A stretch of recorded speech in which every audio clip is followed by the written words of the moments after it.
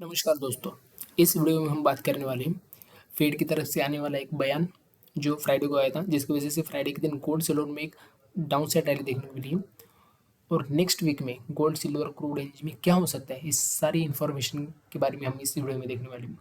अगर हम बात करेंगे फेड की तरफ से ऐसा कौन सा बयान आया था जिसकी वजह से फ्राइडे के दिन हमें ये जो डेली कैंडल है काफ़ी ऊपर लेवल से हमें रिजेक्शन देखने को मिला था। तो फेड के जो मेंबर्स हैं उनकी तरफ से एक बयान आया था कि आने वाले समय में जो दिसंबर की उनकी फेड मीटिंग होने वाली है, उस मीटिंग में जो इंटरेस्ट रेट कट के चांसेस है वो काफ़ी कम हो गए। तो 50 जो 80-90% चांसेस लोग बोल रहे थे कि फेड इंटरेस्ट रेट करेगा, वो कहीं ना कहीं 50% 52% के आसपास देखने को मिले, जिसकी वजह से एक मार्केट में ऊपर लेवल्स में हमें एक रिजेक्शन देखने को मिला था।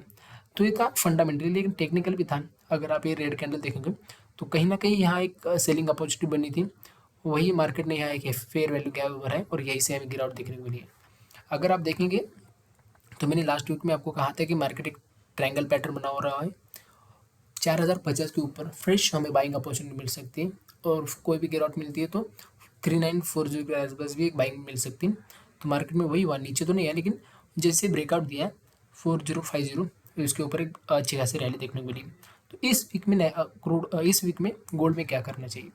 गोल्ड में अभी भी मुझे लगता है ट्रेंड पॉजिटिव ही है, लेकिन कहीं ना कहीं डॉलर इंडेक्स स्ट्रेंथ लेता हुआ देखने को मिल रहा है। मैं आपको डॉलर इंडेक्स का भी चार्ट दिखा देता हूँ।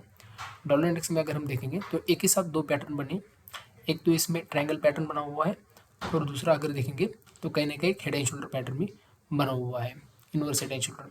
ये इनवर्स हेड एंड शोल्डर और इसके साथ ही साथ एक ट्रायंगल पैटर्न बना हुआ है, और ट्रायंगल पैटर्न की ही ट्रेंड लाइन के आसपास अभी डॉलर इंडेक्स ट्रेड होता नजर आ रहा है, इसी ट्रेंड लाइन का सपोर्ट लेता। अगर डॉलर इंडेक्स फिर से 100 के ऊपर ट्रेड करना शुरू हो जाता है तो कहीं ना कहीं गोल्ड में इसको वीकनेस देखने को मिल सकती है, क्योंकि अपोजिट चलता है गोल्ड इसके। तो मुझे लगता है जब तक डॉलर इंडेक्स 100 के नीचे, तब तक गोल्ड में एक स्ट्रेंथ देखने को मिल सकती है। गोल्ड में अगर देखेंगे तो 3950 से 4000 का एक मेजर सपोर्ट जोन बना हुआ है। इस जोन में गोल्ड अगर मिलता है तो एक अच्छी खासी बाइंग अपॉर्चुनिटी देखने को मिल सकती है। गोल्ड में अगर सेलिंग साइड भी जाना है तो मुझे लगता है फ्रेश सेलिंग 3880 के नीचे ही करेंगे, वो भी 4 आवरली क्लोजिंग बेसिस ही करेंगे। जब तक 4 आवरली क्लोजिंग नहीं मिलती तब तक इसके नीचे बेचना नहीं है। तो कोई भी गिरावट मिलती है तो मुझे लगता है 3950 से 4000 के जोन में एक अच्छी खासी बाइंग अपॉर्चुनिटी अभी भी देखने को मिल सकती है। ये था कॉमेज गोल्ड के बारे में। एमसीएक्स गोल्ड क्या लग रहा है? सेम यू है। एमसीएक्स गोल्ड में 1,20,000 का मेजर सपोर्ट बना हुआ है। 1,20,000 से 1,19,000 के जोन में एमसीएक्स गोल्ड में मुझे लगता है सेलिंग करके नहीं चलना है। जब तक 1,70,500 के नीचे 4 आवरली क्लोजिंग नहीं मिलती, तब तक इस जोन में मुझे लगता है एक अच्छी खासी बाइंग अपॉर्चुनिटी देखने को मिल सकती है। अपसाइड टारगेट फिर से 1,23,000 जो अभी मार्केट क्लोज है उसी टाइम उसी लेवल पर देखने को मिल सकते हैं। तो बाय ऑन डिप ये करना है, मुझे ऐसा लगता है। जब तक ब्रेकडाउन नीचे नहीं देता 1,70,500 के नीचे, तब तक एक अच्छी खासी हमें अपसाइड रैली भी यहाँ से देखने को मिल सकती है। अगर हम बात करेंगे कॉमिक सिल्वर के बारे में, कॉमिक सिल्वर में लास्ट टाइम मैंने आपको कहा था कि कहीं ना कहीं कप एंड हैंडल पैटर्न बना हुआ है। 4950 के ऊपर ही फ्रेश बाइंग अपॉर्चुनिटी मिल सकती है, या फिर नीचे कोई गिरावट मिलती है 47 के आसपास, 48 के आसपास, तो एक बाइंग ट्रिगर हो सकता है। मार्केट नीचे तो नहीं है, गोल्ड की तरह ही मार्केट ने ऊपर ब्रेकआउट दिया 4950 से, और ऊपर हमें फिर से एक अपसाइड रैली देखने को मिली। अभी इस समय मुझे क्या लग रहा है, ज़्यादा में सिल्वर में वीक नहीं लग रहा है मुझे। इस वीक में भी एक डाउन साइड मिलता है 48-47 के आसपास, एक बाइंग अपॉर्चुनिटी देखने को मिल सकती है। सिल्वर में डाउन साइड बस 4550 के नीचे अगर क्लोजिंग मिलती है तभी सिल्वर में डाउन साइड पैनिक देखने को मिल सकता है। तब तक मुझे लगता है जब तक सपोर्ट जोन में आती है सिल्वर, तब तक एक बाइंग अपॉर्चुनिटी देखने को मिल सकती है। लॉन्ग टर्म में अभी सिल्वर का ट्रेंड पॉजिटिव है। सिल्वर में अगर हम देखेंगे कहीं ना कहीं डेली चार्ट में कप एंड हैंडल पैटर्न बनाता हुआ नजर आ रहा है। ये देखिए, ये कप जो है बन चुका है। तो कहीं ना कहीं मुझे लगता है इस जोन में इस ट्रेंड लाइन का अगर सपोर्ट लेता है मार्केट, तो 48-48.50 के आसपास अगर आता है तो एक बाइंग अपॉर्चुनिटी कर हो सकती है, और यहाँ से फिर से कब हैंडल बन के 54.50 के ऊपर और फिर से एक तेज़ी देखने को मिल सकती है।